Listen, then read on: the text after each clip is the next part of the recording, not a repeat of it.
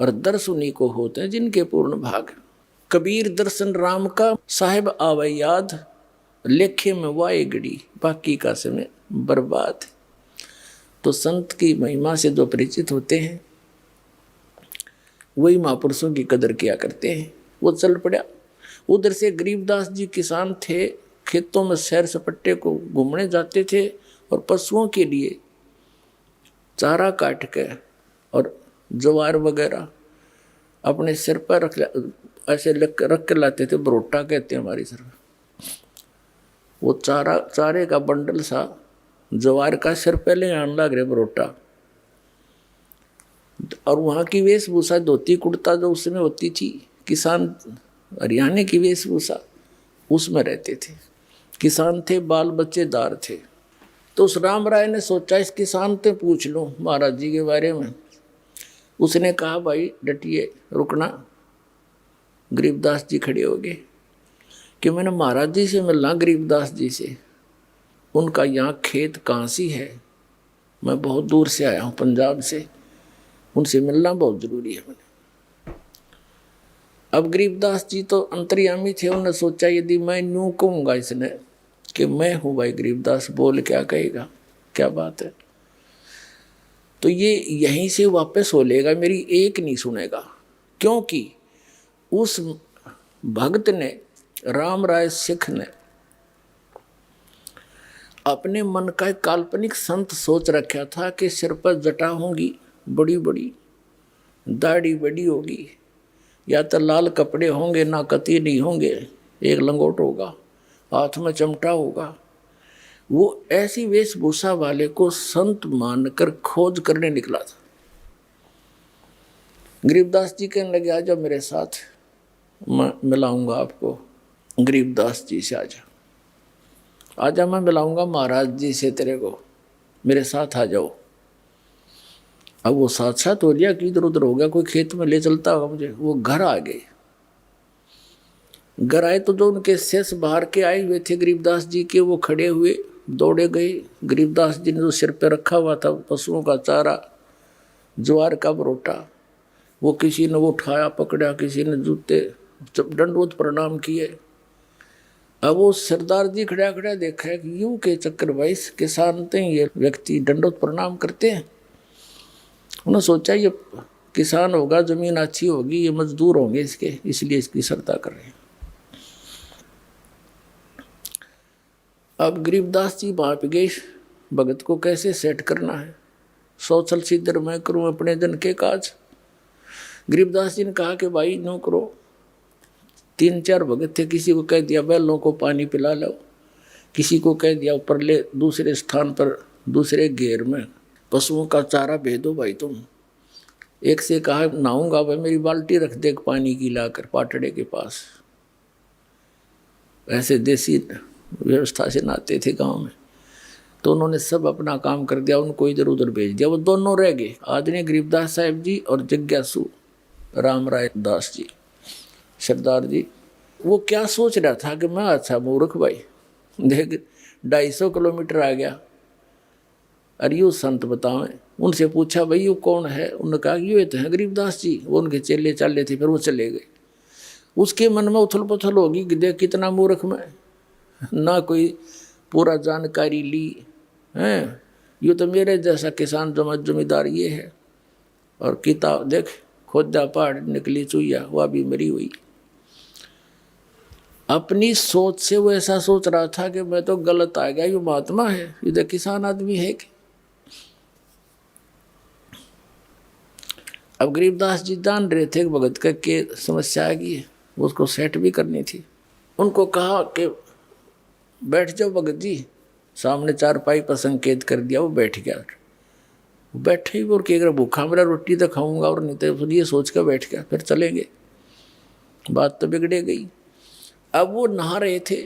गरीबदास जी स्नान करके, पहले एक धोती होती थी, अब भी है गाँव में, जैसे भगत यहाँ बांधते हैं धोती हमारे हरियाणा के, उसको धोती बोलते हैं।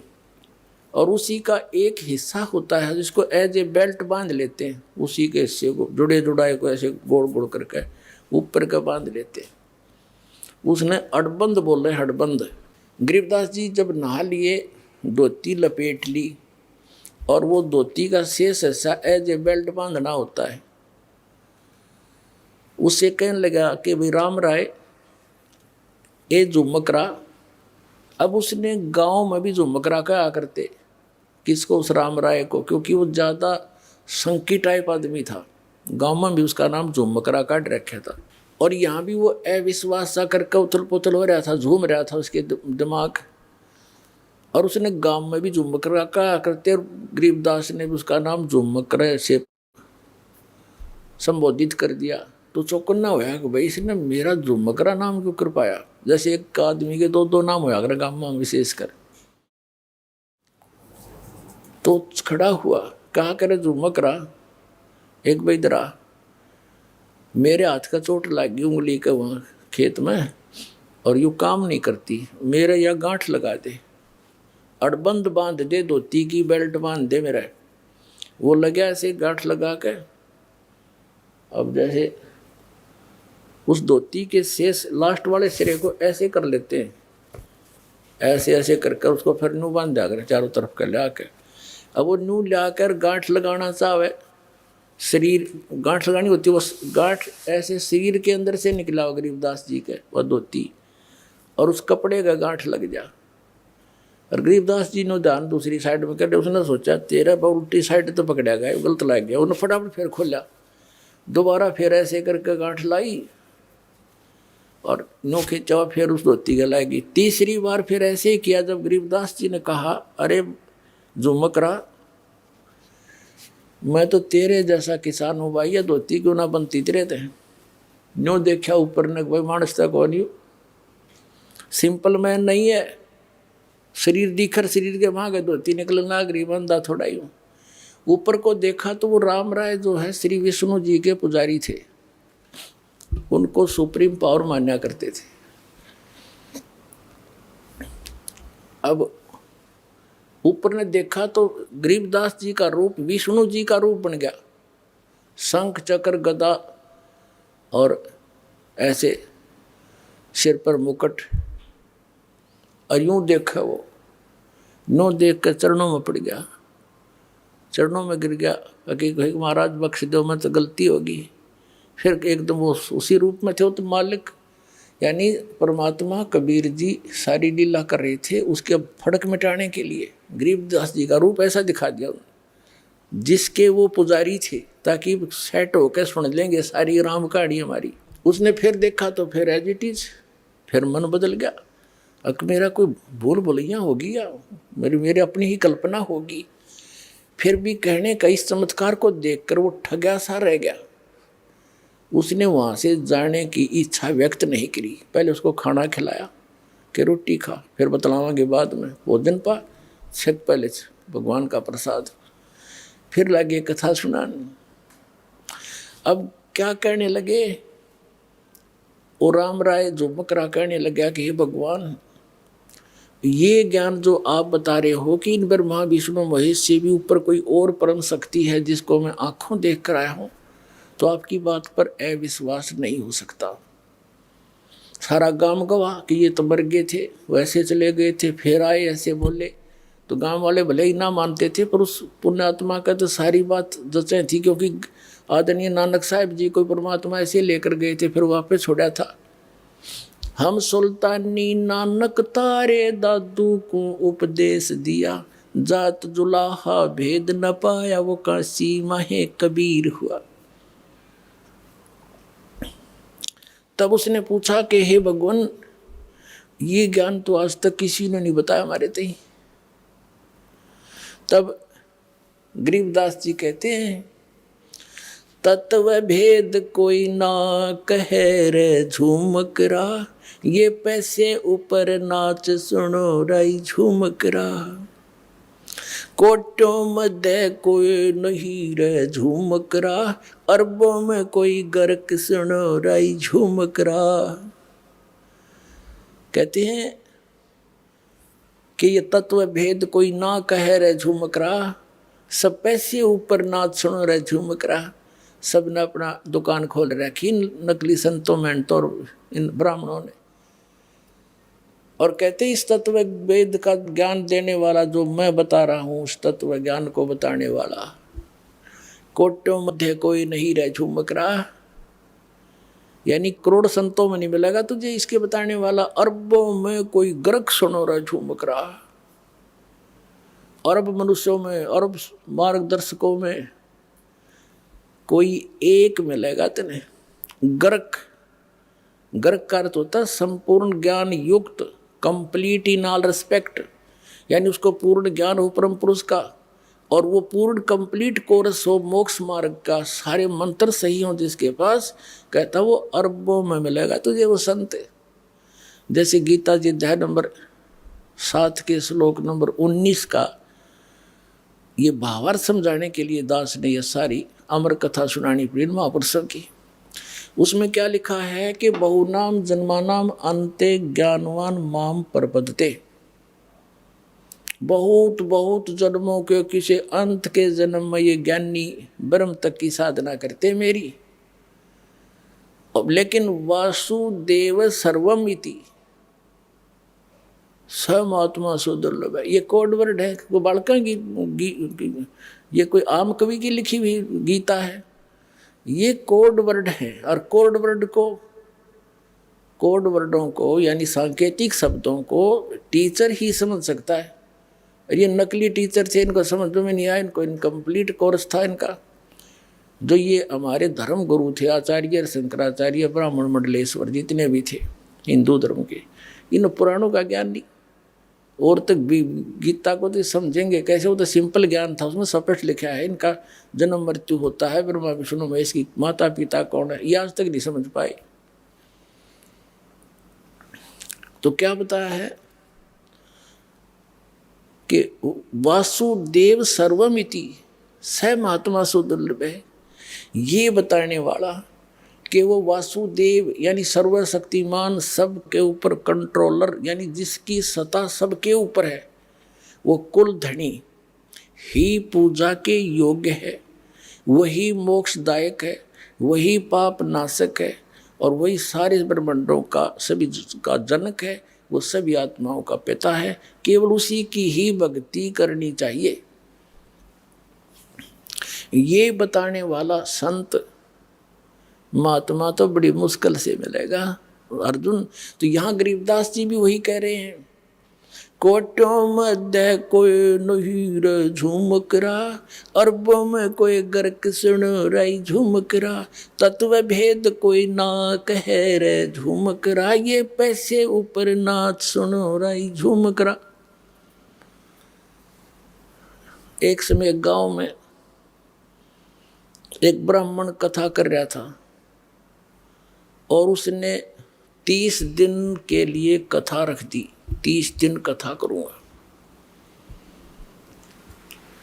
अब ठीक है, उद्देश्य क्या था उसका कि रोजाना दक्षिणा के 10-10 रुपये भी आओगे तो 300 रुपये हो जाएंगे। 300 रुपये तो उस टाइम के आज के 30 लाख के बराबर समझ लो। 250 वर्ष पहले 1 रुपये की भैंस आ जाया करती तो 80,000 की आती है, 90,000 की। तो उसने इस उद्देश्य से कथा करनी शुरू कर दी 30 दिन तक। जिस दिन उसकी कथा का भोग पड़ना था, उसी गांव की चंडाल चौकड़ी ने सोचा कल इस पंडित जी की कथा का भोग पड़ेगा, और गांव वाले वहाँ इसका चढ़ावा चढ़ा देंगे घना, और यो करा कि यो इसका नहीं चढ़ने देना। ब्राह्मण गए, वो आकर गांव में सारे सब तरह के। उन्होंने क्या किया, उसी दिन सुबह सुबह जो भोग पड़ना था, दिल्ली से एक चंपाकली नाम की नाचने गाने वाली वो व्यवसायिक लड़की ले आए, और उन्होंने उसका सांग करा दिया। अब सारा गांव और इधर के उधर के लोग उस पूरा पहुंच गए पंडित जी दौरा, वो घर घर के बैठे जिसका कथा करे था। अब पंडित जी कहता है 30 रुपये 30 दिन में, हर चंपाकली के 2 घंटे में आगे 500 रुपये चांदी के वह लेकर जाती रही। और पंडित जी ने पता लगा, उसका तो सारा खून जल गया, उठ कर चाल पड़ा, वो गाल के 30 रुपये गोज में जेब में। अब वो चला जा रहा था, उसको पता था कि यहाँ एक गरीबदास नाम के संत हैं, वो उसके रास्ते में आवे था, घर जाने के रास्ते में छुटानी गांव पड़े था। उन्होंने सोचा चल महाराज जी दौरे बैठा थोड़ी बहुत बतलावांगे, देखी किसी दुनिया होगी, वो नो बतान गया था। अब गरीबदास जी बैठे थे, 5-4 भगत बैठे थे उनके घर में, यानी उसके बैठक में। पंडित जी आ गया, आओ पंडित जी, आओ पंडित जी। क्यों वेशभूषा उनकी पता ही होता, लंबी चोटी, गलमा गोछा लाल लाल सा, तिलक साला रखा, काख में पोथी दे रखी, आदर से चारपाई दी, बैठ गए। और न्यों करे महाराज सुनाओ क्या हाल है महाराज जी, सुनाओ।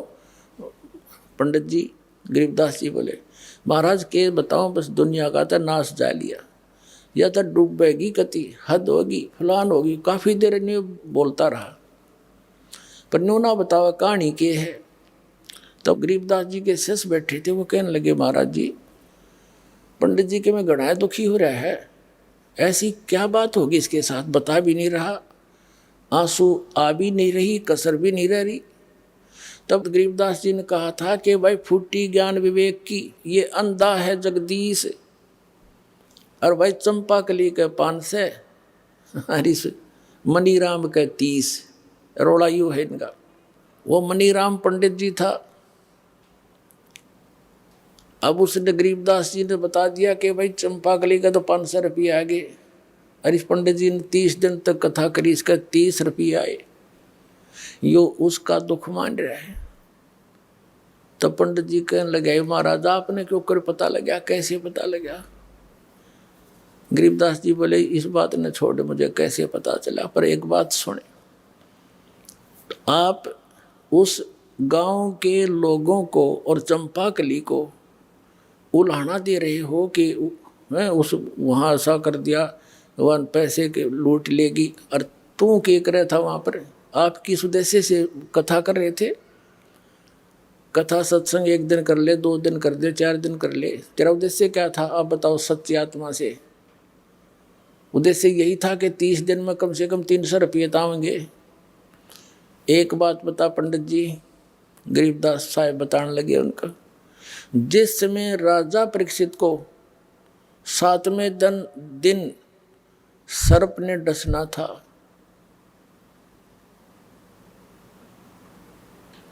उसको कथा सुनानी थी, उसके लिए कथा करनी थी श्रीमद् भागवत की, जो 30 दिन करके आया तू। और इस कथा के राइटर व्यास जी भी उपलब्ध वहीं थे, और साथ में और भी ऋषि महर्षि जितने थे सब उपस्थित थे। एक मीटिंग हुई थी कि भी इनको वो श्रीमद् भागवत सुधा सागर की 7 दिन तक कथा सुनाई जाए, ताकि इसका मन संसार से हटकर भगवान में जुड़ जा। 7वें दिन इसको मरना तो है। तो ऐसी स्थिति में इंसान ध्यान से सुना करे सारी राम कहानी को। अब उस समय 7वें दिन परिणाम आना था कि कथा कोई वो करे जो अधिकारी हो। अनधिकारी ने कथा की तो इसको कोई लाभ नहीं होगा, इसका जीवन नाश हो जाएगा। तो उस समय किसी ऋषि ब्राह्मण ने हिम्मत नहीं करी वह कथा सुनाने की, इस पृथ्वी के ऊपर जितने भी थे, क्योंकि 7वें दिन परिणाम आना था, उनकी पोल खुलनी थी। ये किसी कथावाचक हैं, तब कहते हैं स्वर्ग से सुखदेव ऋषि को बुलाया गया, जो व्यास का पुत्र था। पांडवों ने उसको प्रार्थना करके नीचे भेजा, और राजा परीक्षित के पुनों से वो विमान में बैठ कर आया। सुखदेव ऋषि स्वर्ग से विमान में बैठ कर आया और 7 दिन कथा सुनाई। 7 दिन कथा सुना के उस अधिकारी से कथा श्रवण करने से उस जो लाभ होना था इस श्रीमद् भागवत सुधा सागर से, वो भी सुखदेव के द्वारा सुनाएगी, कथा कीगी उस कथा से। वह तुम्हारे जैसों से नहीं हो सकता था।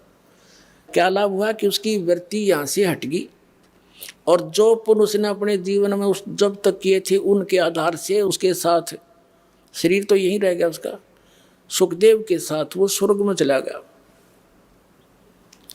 और इतना भी काम तुम कोई वो ऋषि नहीं कर सके, आपके जितने भी ब्राह्मण थे। और तम इब का आँख में पोती दे के कोई खड़ा हो जाता है, मैं तो कथा कर दूंगा, तुम इनका जीवन नाश कर रहे हो, तुम अधिकारी हो। अब कान पकड़ दिया उस पंडित जी ने, नाक रगड़ दिया परमात्मा के सामने चरणों में कि भगवान मेरी ताँख खोल दिया आपने, दीक्षा दे दो, मेरा कल्याण कर दो। अब तो कहते हैं 100 छल सिद्धर मैं करूं अपने जन के काज। तब उसको उपदेश दिया, कहा इस गंध न मत खा, छोड़ दे, यह कथा करने पाप का भागी है, अनधिकारी। अब कोई झूठे लाइसेंस बनाता है, कोई डुप्लीकेट पासपोर्ट बनाता है झूठे, तो कितना अपराधी है वो। तो इसी प्रकार हमने जाना सतलोक ये नकली सब संत बने बैठे, मैं भी नाम दे दूं, मैं भी नाम दे दूं, मैं भी कथा कर दूं, पाठ कर देता हूं। तो ये टोटली नकली है। इस विश्व में इस दास के अतिरिक्त कोई भी अधिकारी नहीं आज भगवान के ज्ञान बताने का और नाम देने का।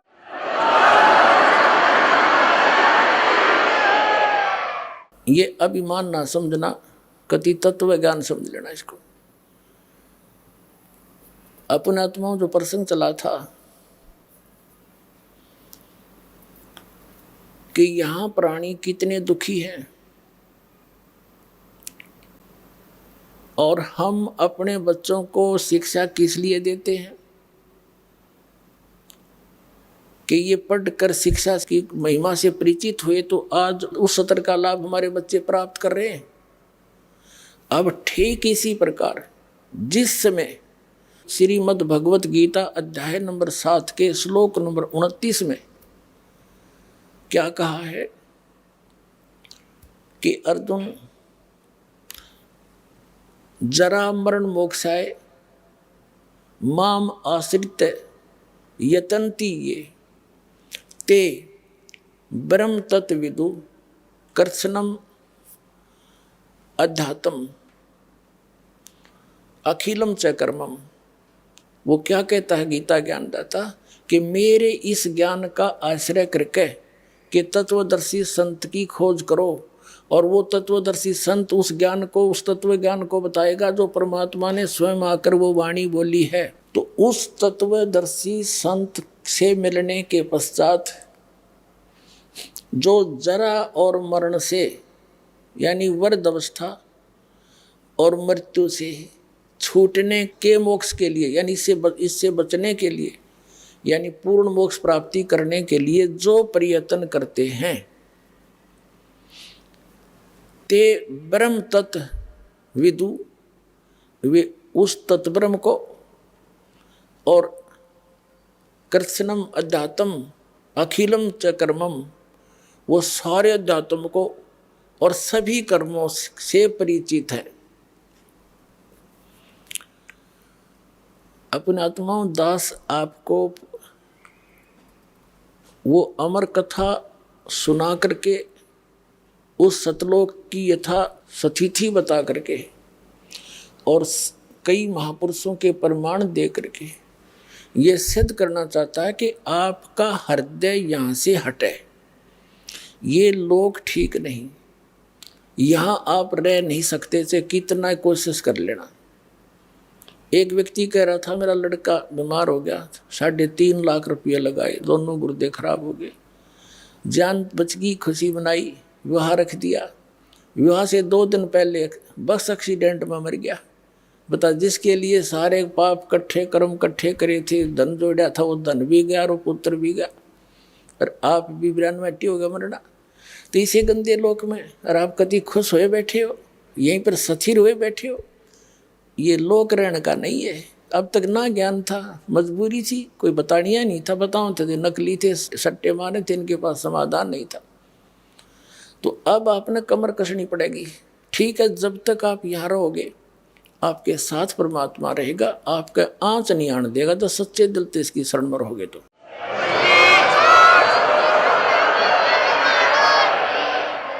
और ये भी आपको याद रहना चाहिए कि यहाँ रह नहीं सकते हम सदा, मृत्यु तो एक दिन होगी, और मृत्यु होगी तो आप यहाँ रह नहीं सकते जिसको अपना मान रहे हो।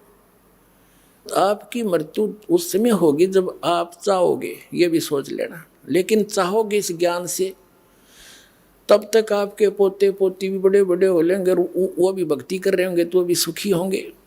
तो उस समय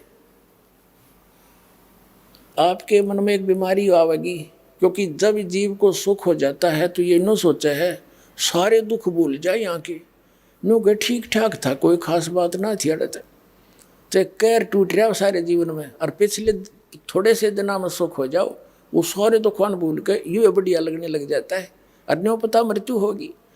तो यहाँ के किसी भी सुख की इच्छा नहीं करनी, आप किसी भी वस्तु की चाह नहीं रहे। अंत में मान लीजिए यहाँ सारा परिवार तेरा ठीक और मृत्यु होगी, आप मन नाइजीरिया में पैदा कर दें आपको, बताइए यू के काम आया तेरा, यहाँ का जोड़ा जाड़ा, और फिर नया प्रोसेस हो शुरू हो जाएगा, प्रोसीजर। मनुष्य जीवन हुआ तो ऐसे, फिर बच्चे पैदा हुए, कोई मर गया कोई जी गया, सारा दिन पेट का रोड़ा, सारी उम्र खत्म हो जाएगी। तो इस जन्म और मृत्यु के इसको लू न याद करके इस चक्कर में आपने हृदय से चाह करनी पड़ेगी, वहां की सच्चाई के आधार पे।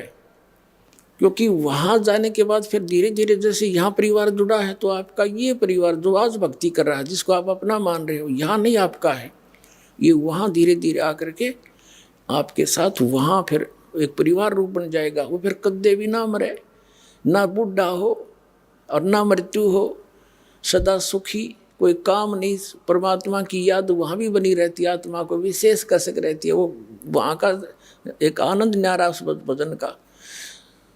और वो सैर सपट्टे कहीं करो, विमान सबके पास हैं, बड़े बड़े मकान हैं, आगे बहुत बड़े लान हैं, बाग बगीचे हैं, फलदार वृक्ष हैं, ये सत्कर मान लेना, कोई बड़का के बुकान की बात नहीं है। खुद संतों ने बताई, परमात्मा ने आके बताया, और आंखों देखा उन महापुरुषों ने बताया जिन्होंने उस सचखंड को देखा। लेकिन उन्हें थोड़ा सा घुमा फिरा कर बताना था, नहीं तो ये नकली पंथ भी वही गुणगान लग जाते जो परमात्मा ने बता रखा था, तो उसको कोड वर्डों बता रखा है। और वो कोड वर्ड इस दास का समझ में आए कबीर भगवान की रजा से, और किसी का समझ में ना आए वह, तो उसके आधार से प्रत्यक्ष प्रमाण करके दिखाऊंगा आपको कबीर साहब की वाणी में, जिसको कबीर पंथी रोज पढ़ा करते। अब प्रसंग चल रहा था कि जो वो सुख है सतलोक में, और हम खोज रहे हैं इस मृतलोक में, नमक की बोरी में, और बुरा का टेस्ट कोई खोज रहा हो, कितनी समझ है उसके अंदर, उसको पता ही नहीं फिर बुरा कैसी होती है, कहाँ है। तो यहाँ जब तक हम उस पूर्ण परमात्मा के उस स्थान से परिचित नहीं होंगे, उस सुख से, और उससे परिचित कैसे होंगे, उन महापुरुषों के प्रमाण जिन्होंने आंखों देखा सचखंड और फिर वापस छोड़ा, और उनमें से विशेष आदरणीय गरीबदास साहिब जी और आदरणीय धर्मदास साहिब जी को परमात्मा ने ये विशेष ज्ञान दिया था, और उनके द्वारा लिपिबद्ध उस ज्ञान से प्रमाण आंखों देखा उन महापुरुषों का बताया हुआ, और दास पर रजा हुई जो आपको आज खोल रहा है, ये सारे मिला करके आपको विश्वास करा देगा। ये दास आपका मन ऐसा हट जाएगा इससे, जैसे गीता जी अध्याय नंबर 2 के श्लोक नंबर 46 में कहा कि अर्जुन, जैसे बहुत बड़े जलाशय की प्राप्ति के उपरांत छोटे जलाशय में जैसी आस्था जीव की रह जाती है, ऐसी तेरी श्रद्धा उस परम पिता परमात्मा के तत्व ज्ञान और उस परमात्मा के सुख से सतलोक से परिचित होने के बाद, उस ज्ञान की प्राप्ति के उपरांत इन अन्य भगवानों में और यहाँ के सुख और स्वर्ग के सुख में ऐसी रह जाए। जैसे पहले सभी व्यक्ति तालाबों पर आश्रित होते थे, एक तालाब ऐसे होते थे, वर्षा होगी भर गया, सारा वर्ष उसी से पशु भी पानी पीते थे, उसी से मनुष्य भी जल निकाल कर उसी पर आश्रित होते थे, उसी से थोड़ी बहुत कोई बगीची सिंचाई कर लेते थे। तो उस तालाब का पता होता था, एक वर्ष वर्षा ना हो तो सारा सूख जा, और उस पर आश्रित व्यक्ति भी तड़फ तड़फ कर मरे यदि 2 वर्ष वर्षा ना होते। तो उन व्यक्तियों को, और एक बहुत बड़ा सरोवर झील मिल जाए जिसमें 10 वर्ष वर्षा ना हो तो भी उसका जल समाप्त ना हो, तो फिर वो व्यक्ति उस छोटे जलाशय को तुरंत त्याग कर उसकी शरण में जाकर बस जाते हैं। लेकिन उस छोटे जलाशय यानी इन भगवानों से जो ब्रह्मा विष्णु महेश ब्रह्म परब्रह्म से जो हम लाभ ले रहे थे वो पर्याप्त नहीं था। वो जलाशय का जो जल था वो पर्याप्त नहीं था, लेकिन बुरा नहीं था। और जब हमने वो मिल गया जलाशय, कौन जाखे उसकी तरफ। तो ऐसा समझ लेना वो सतलोक में इतना सुख है, ऐसी सदाबहार स्थिति। यहाँ तो 2 वर्ष वर्षा ना हुए दरे दराए रहे, जहाँ सारे टक्कर मार मार कमरा जनता एक दूसरे को खाजा बढ़ के भर भर के। ऐसे बहुत बार पीछे ऐसी स्थिति आई है। ये लोक है, ये तो परमात्मा ने दया बख्शी, पुण्यात्मा को जन्म दिया ताकि ये भक्ति करके पीछा छुटवा लें, सौदी दे दी, पंप वगैरह लगा लेते हैं, समय पर वर्षा कर रहे हैं। ये वैसे नहीं हो रही है। अब जितने भी मानव शरीर प्राणी हैं ये बहुत पुण्यकर्मी प्राणी हैं, लेकिन दुर्भाग्य उनका जो ये पहचान नहीं पा रहे इस दास के द्वारा दिए गए इस ज्ञान को, और वो वंचित इस मार्ग से। तो लेकिन परमात्मा का वचन है कि कलयुग में ये ज्ञान पूरे विश्व में जाएगा और पूरा विश्व इस ज्ञान को ग्रहण करेगा। एक बार ऐसी शांति आवेगी जैसी सतयुग में होया करे, क्योंकि यहाँ की इस बीमारी का पता चलेगा ये रोग है क्या, ये माया किस लिए जोड़ रहे। सारा जीवन इस कोठी बंगले बनाने में खो देते, हमारी मृत्यु हो जाती है, हम गधे बने हैं और कोठी नो की नो खड़ी है। बता कोई ये जीवन था हमारा। तो इस मालिक की शरण में आपको सुख भी मिलेगा, जो इस कलयुग में जो मिलने वाला सुख है वो तो आपको देगा ही देगा। इस कलयुग में जो आपको आवश्यक वस्तु होंगी अवश्य देगा भगवान। जो आपको इस कलयुग में देख ले, टेलीफोन और ये मोबाइल और ये टेलीविज़न, इंटरनेट और ये गाड़ियाँ, इनकी आवश्यकता किस लिए? इसकी आवश्यकता अब हमें इसलिए होगी कि हम भगवान की वचन सुना करेंगे। जेब में मोबाइल डाल दिया और मंत्र चल रहे हैं, परमात्मा का सत्संग चल रहा है, जा रहे हैं, कान में लीड ला ली, दूसरे नहीं पता क्या सुन रहा है। और पहले इन्हीं का दुरुपयोग करने के लिए काल ने प्रेरणा कर दी, इसी में फिल्में भर दी हैं, बकवाद भर दी। वो हम पास आउट कर देंगे कति, केवल इसके अंदर गाने रहेंगे। और एक दिन वो दिन आएगा पूरे मीडिया के अंदर परमात्मा का ज्ञान चला करेगा, नहीं जनता स्वीकार नहीं करेगी। ये सत्कर मान लेना।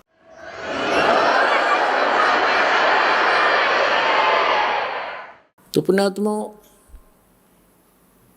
इस झूठे सुख को सुख कहे ये मान रहा मनमोद, ये सकल चबीना काल का कुछ मुख में कुछ गोथ।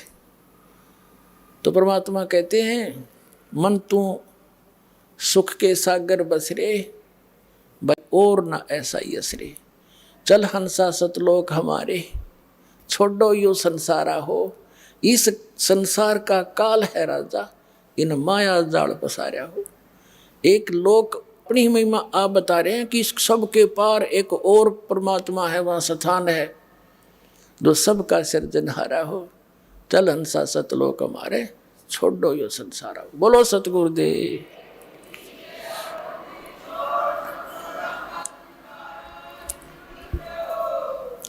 ब्रह्म पिता परमात्मा पूर्ण ब्रह्म सर्व सृष्टि रचनार कबीर परमेश्वर जी की असीम कृपा से आप पुण्यात्माएं सत्संग सुनने के लिए उपस्थित हुए। भक्ति मुक्ति के दाता सतगुरु, भटकत प्राण फिरंदा, उस साहिब के हुक्म बिना नहीं तरवर पात हिलंदा। परम पिता परमात्मा कबीर जी ये हम सभी आत्माओं के जनक हैं और ये हमें संदेश देने के लिए यहाँ आते हैं। ये ज्ञान कराने के लिए इस काल के लोक में सह शरीर आते हैं और सह शरीर चले जाते हैं। हमें याद दिलाते हैं कि आप यहाँ के निवासी नहीं हो, आप यहाँ कितनी यातनाएं सहन कर रहे हो। ये स्थान स्थायी नहीं है।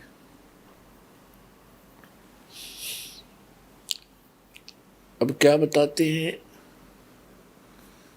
चारों युग में संत पुकारे, कूक कहा हम हेल रे, हीरे माणिक मोती बरसे, ये जग चुगता ढेल रे। क्या बताते हैं कबीर परमात्मा जी के चारों युग में मुझसे परिचित मेरे संतों ने उस यथार्थ भक्ति मार्ग का ऊंचे स्वर में आवाज लगा लगा कर ज्ञान कराना चाहा, लेकिन ये संसार उस यथार्थ ज्ञान रूपी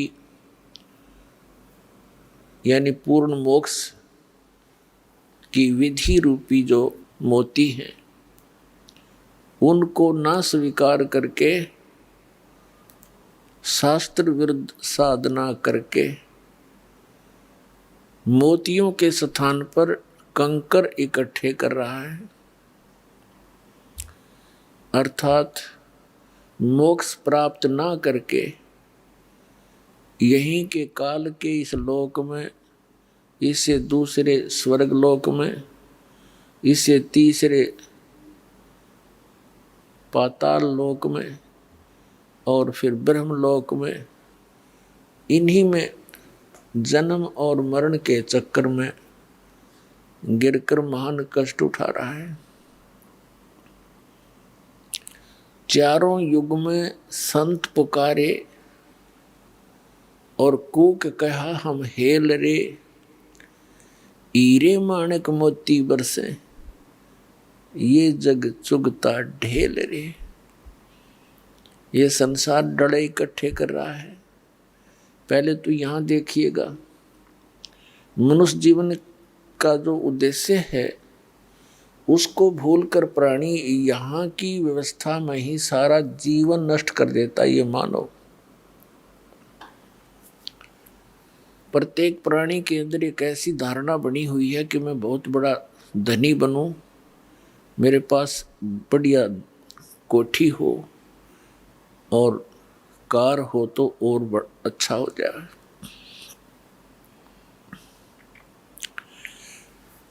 और शानो शौकत बनाने के लिए यहाँ की झूठी इस महिमा के अंदर अपना सारा जीवन नष्ट करके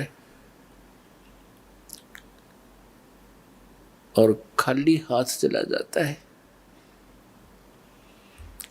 अब परमात्मा आकर याद दिलाते हैं कबीर भगवान जी, इस झूठे सुख को सुख कहे ये मान रया मन मोद, ये सकल चबीना काल का कुछ मुख में कुछ गोद। अब क्या बताते हैं परमात्मा कि आप जी यहाँ काल प्रेरणा से परमात्मा से किन वस्तुओं की डिमांड करने आते हो? निसंतान संतान चाहता है, निर्धन धन की आशा लेकर ही आता है, रोगी अपना रोग नाश ही उद्देश्य लेकर आता है।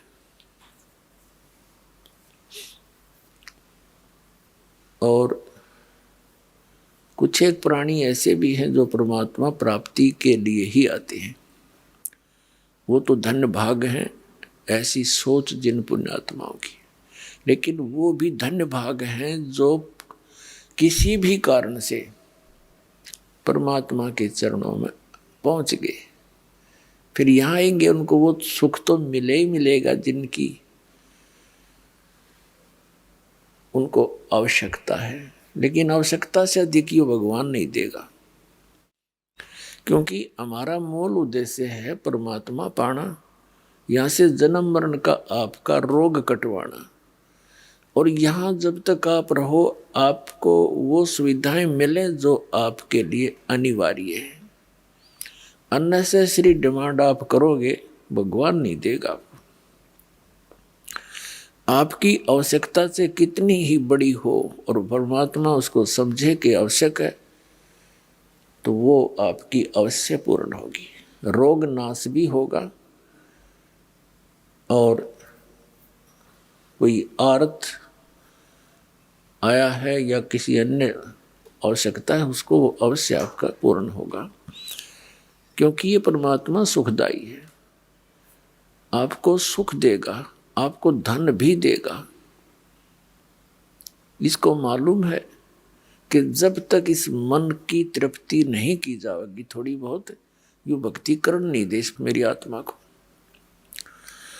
तो पहले इसको संतुष्ट करेंगे दाता और फिर ज्ञान देंगे आत्मा को, फिर ज्ञान हो जाएगा। फिर ये मन की सारी नहीं मानेगी।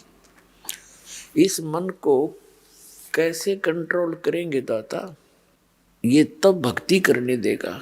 एक व्यक्ति के ओठ पर चोट लगेगी, ओठ पे, तो उसको किसी ने बताया कि भाई कोई कहे कुछ बांध दो, कोई कहे देसी, पहले गांव में ऐसा ही व्यवस्था होती। एक ने कहा कि इसके हलवा बना के बांध दो देसी घी का।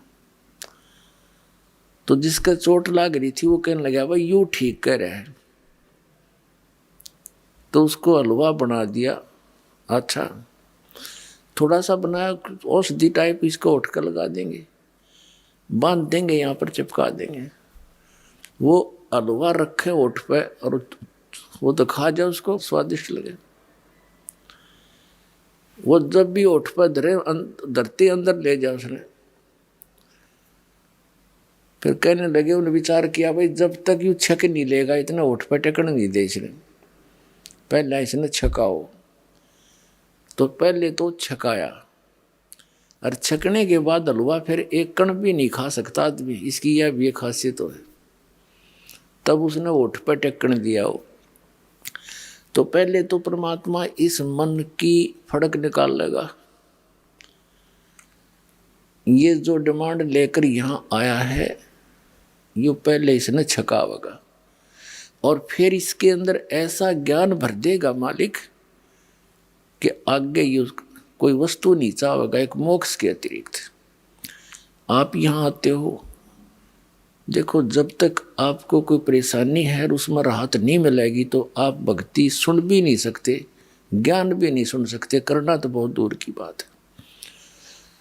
तो दयालु परमात्मा है। यदि आपका निश्चय पूरा होगा,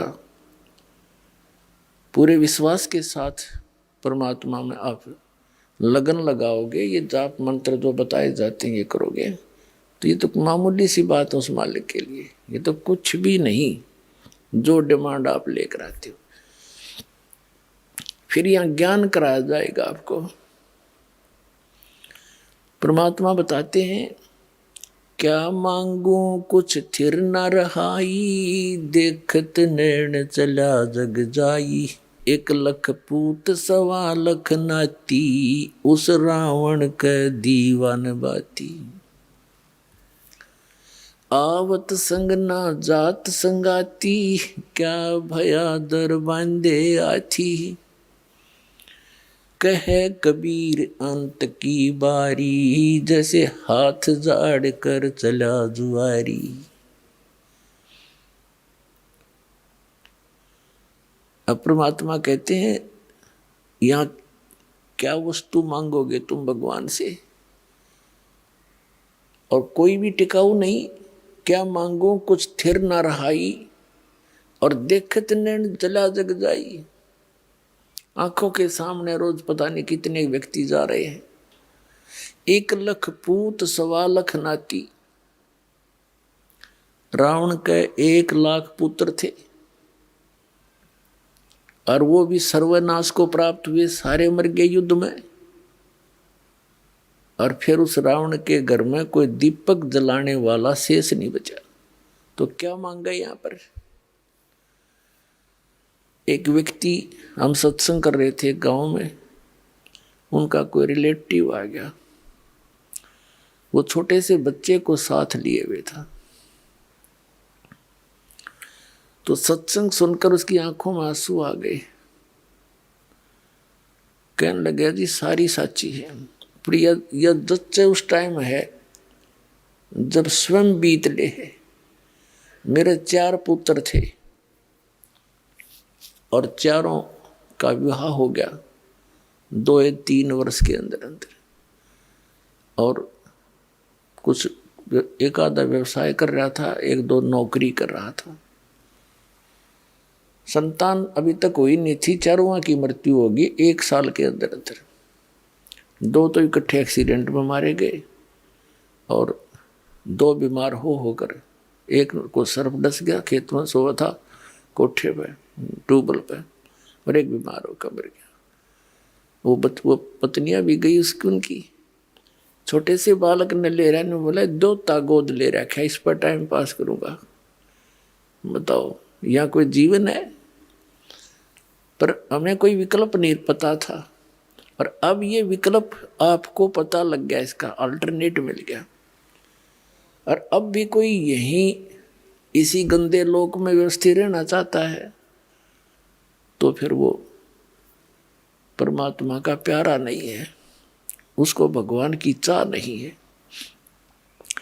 ठीक है, जब तक आप यहाँ रहोगे, ये परमात्मा के बच्चे हैं, उसी के प्राणी हैं, चाहे परिवार में हैं या आपके पड़ोस में हैं, सबको भगवान के बच्चे, और यहाँ सब दुखी हैं। इस दृष्टिकोण से प्रत्येक के साथ हमदर्दी होना रखना हमारा भगत का परम कर्तव्य है। तो फिर हमने यहाँ क्या बताते हैं परमात्मा, अब क्या बताते हैं कि आवत संग ना जात संगाती। जब हम आए तब हमारे साथ कोई नहीं था, अकेले माँ के पेट में 9 महीने दुख पाए, और जाएंगे जब हमारे साथ कोई नहीं जाएगा, तो हम किस वस्तु को और किस व्यक्ति विशेष को अपना मानने बैठे हैं। तो यह भूल मिटानी पड़ेगी। फिर करना क्या है, हमने ऐसे समझना जैसे हम एक यात्री हैं और किसी रेल के कंपार्टमेंट में बैठे हैं, उसमें वृद्ध भी होते हैं, बहन बेटियां भी होती हैं, और भी अन्य बालक बच्चे भी होते हैं। तो किसी को कोई तकलीफ है तो उसकी मदद करना प्रत्येक यात्री अपना कर्तव्य समझता है, हमदर्दी दिखाता है, जो नेक व्यक्ति होते हैं। और फिर जिसका जहाँ जहाँ भी स्टेशन आता जाता है वहीं उतरते चले जाते हैं। फिर उसके बाद उनसे कोई लिंक नहीं, उनका कोई उसकी याद भी नहीं, लेकिन जब तक उसमें हैं वो बड़े हमदर्दी से रहते हैं, अपने से बनकर।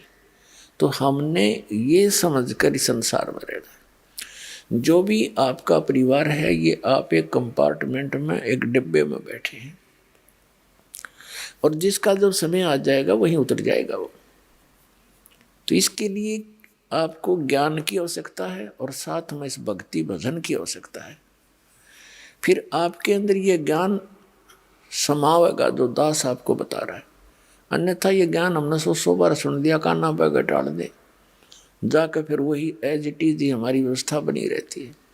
तो इस ज्ञान से और इस भगवान की भक्ति से आत्मा में दृढ़ता आती है।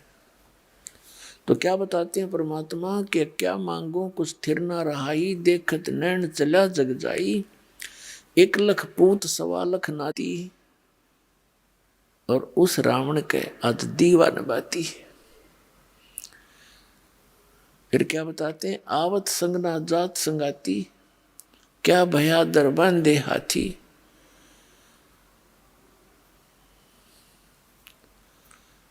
अंत समय, जैसे कहे कबीर अंत की बारी, जब तेरा शरीर छूटेगा, और जैसे हाथ झाड़ के और चला जुआरी, हारा हुआ जुआरी यानी जुआ खेलने वाला सट्टेबाज, जब हार के चलता है, सारा सब कुछ लुटा के हाथ झाड़ के चला करेगा, कहते हैं यह स्थिति तेरी होगी। और जो अपनी नेक नीति से सतगुरु शरण में आकर भक्ति करते हैं, वो अपने पुनों की गठरी लेकर जाएंगे। तो क्या बताते हैं परमात्मा, परमात्मा प्राप्ति के लिए अर्थात सतलोक जाने के लिए, जन्म और मृत्यु का रोग कटाने के लिए हमें सबसे पहले गुरु की आवश्यकता होती है। और गुरु कैसा हो, उसके लक्षण क्या हैं, सतगुरु कैसा हो, तो वो गुरु वो होता है, कहते हैं सतगुरु के लक्षण कहूं, मधुरे बैन विनोद, 4 वेद 6 शास्त्र वो कहे 18 बोध।